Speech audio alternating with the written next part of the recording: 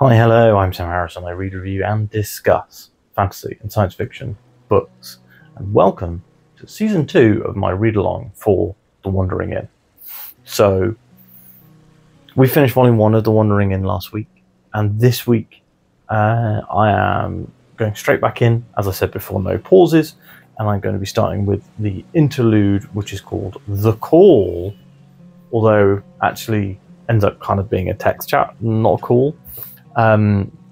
So this is the kind of joining piece between volume 1 and volume 2, and interestingly I think that this chapter has a lot of implications for where the story could go in ways that I kind of wasn't expecting.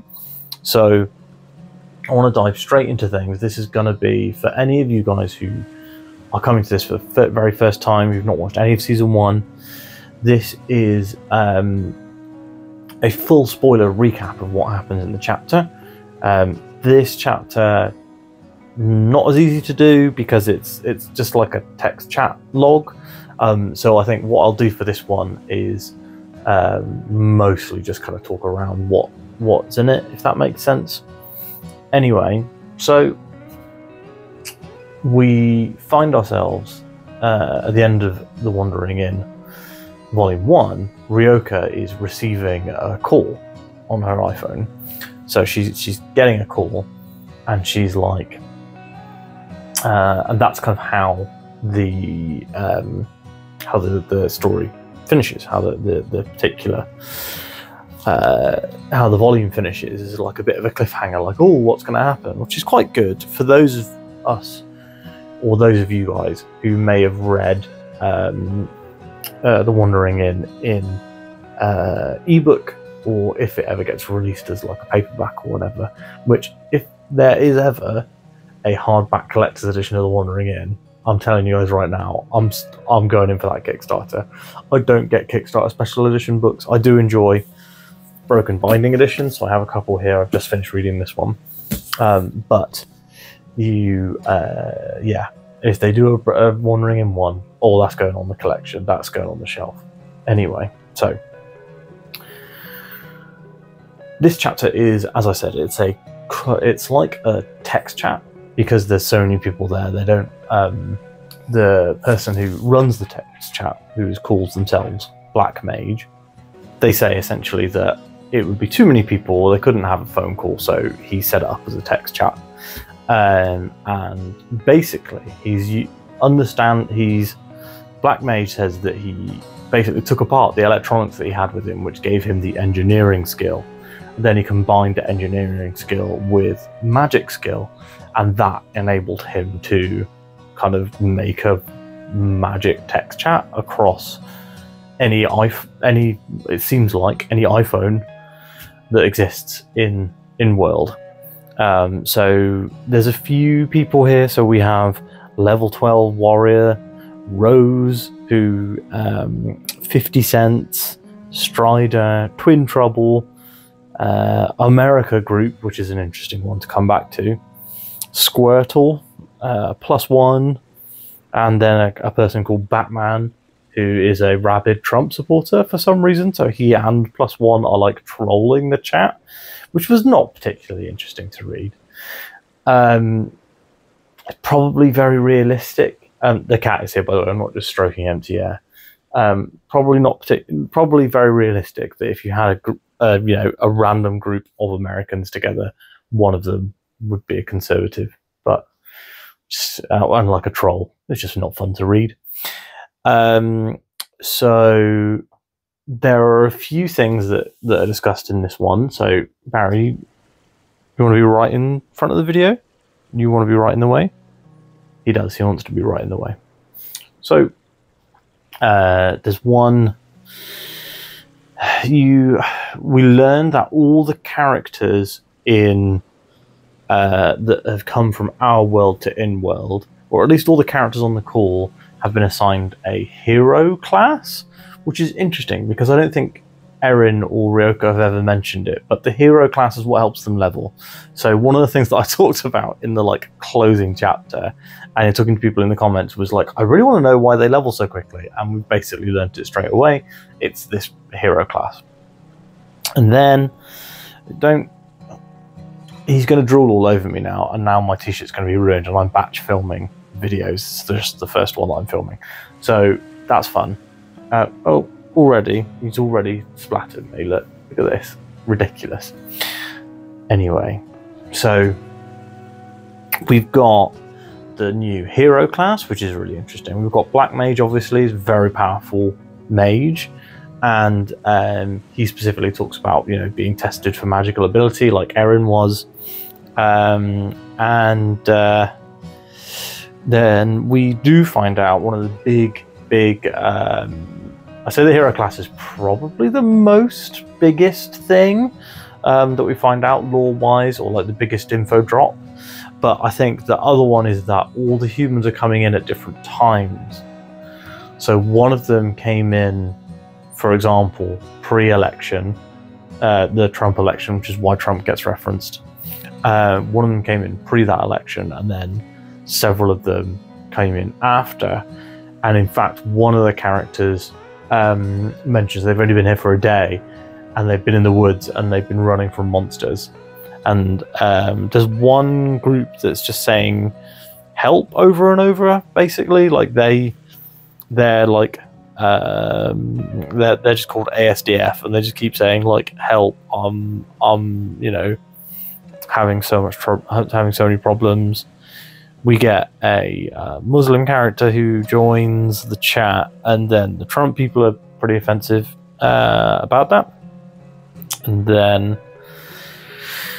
some people are coming through in groups. So this is something that we saw in the interlude in Volume 1. One of the really early ones is that people are coming in large groups. So obviously Ryoka came in by... Erin came through by herself. But we don't know about Ryoka. I don't think we saw her actually come in. But even so, people are coming in at different times from our world. They're also... It seems like time is flowing similarly. So what some characters are like, oh, I've been here for 3 months. And then one person said, oh, I've been here for a day. So there's definitely something... There's a correlation, time-wise. One of the characters... one of the like chat participants, I guess, then who's called Kent. Where is it? Kent something? Where are we? Come on, Kent Scott says, "Hey everyone, tell us your names, your first and last name, so that we can focus." And loads of people pass their names across. So someone says their name Zara Walker, Ridley Walls, Corin Glover, Thompson Green. The person who's saying their name is Batman is saying their name is Bruce Wayne, which would be quite funny if that character's name's actually Bruce Wayne and that's why they use the online alias Batman. That would be funny. Don't know if that's actually the case. Anyway, so we have this, and then one of the Black Mage is like, "Oh wait, don't share everyone's names. Someone's using these to scry on you." So that's interesting. There is also a group of Americans. So there's a group of Americans, and those Americans are all together, and they're high-level adventurers. One of them says they're level 26. One person joins the group speaking Arabic, and then Batman, who is one of the Trump guys, is like, "Oh, I can translate," and he says something offensive, and to the Arabic person immediately leaves, and then they figure out by process of elimination. They ask about what movies everyone liked as a kid. Black Mage asks, and they all start talking about movies they liked, and then Kent Scott says Spider-Man's my favorite movie as well, and then they're like, "Wait, Kent Scott, you're not from our world. What's Spider-Man's real name?" And when he can't answer, they work out they're not from our world. And then they're like, oh wait, how did you get access to this phone? How did you dial in? And it seems clear that maybe he tortured, killed, whatever, the person who originally owned the phone. So what Black Mage has done is he's connected all the phones. He's not connected the people. He's purely connected the phones. So everyone then disconnects the call, and he's like, Kent Scott says, I mean you no harm, I will help.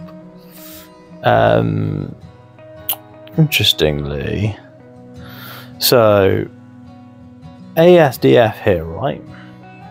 Maybe Pirate just missed this, but ASDF's like, please help, and then they don't actually disconnect. Oh no, they disconnect there.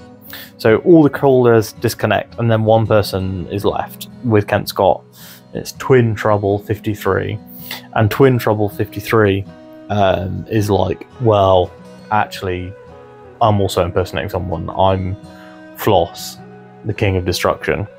So Kent is like, oh, I don't want to trouble the Sleeping King. I bow if I had legs.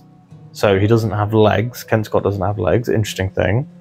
Wonder if Kent Scott is like the Antinium Queen or something, because I don't think she's got legs. Well, we'll find out. I mean, like, most of the people we've met have had legs so far. And then the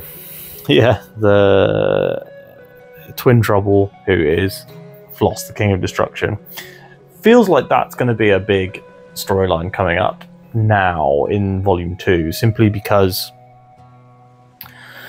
well, I think the thing that I want out of The Wandering Inn is I would like the characters to start to come together, and the human characters from our world.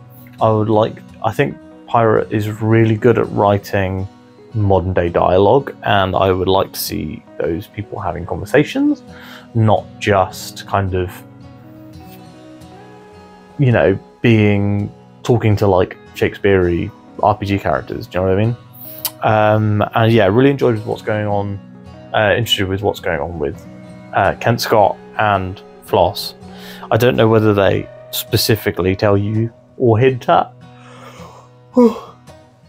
Pardon me. I don't know if they hint at who Kent Scott is, but I certainly didn't get it.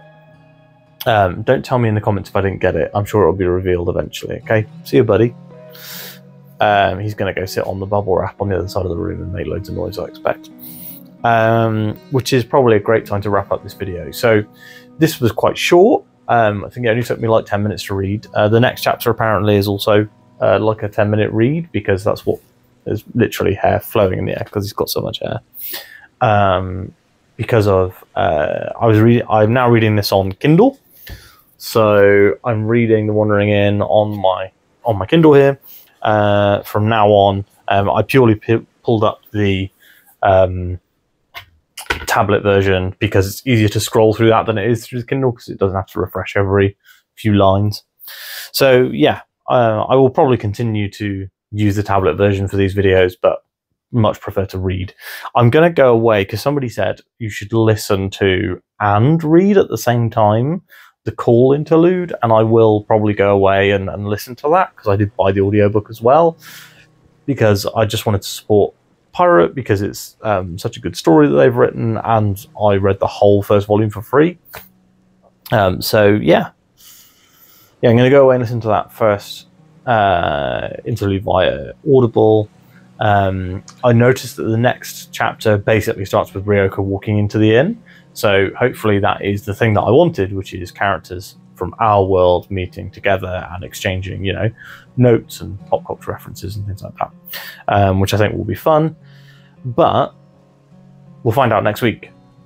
So if you have enjoyed this episode, drop a comment down below and let me know why. If you liked it, give it a like. If you want to talk about this chapter in any particular way, please no spoilers, because I am, as you know, this is as far as I've read. And of course, please subscribe to the channel so you're notified when the next video goes up. Thanks so much for watching, and I'll speak to you tomorrow.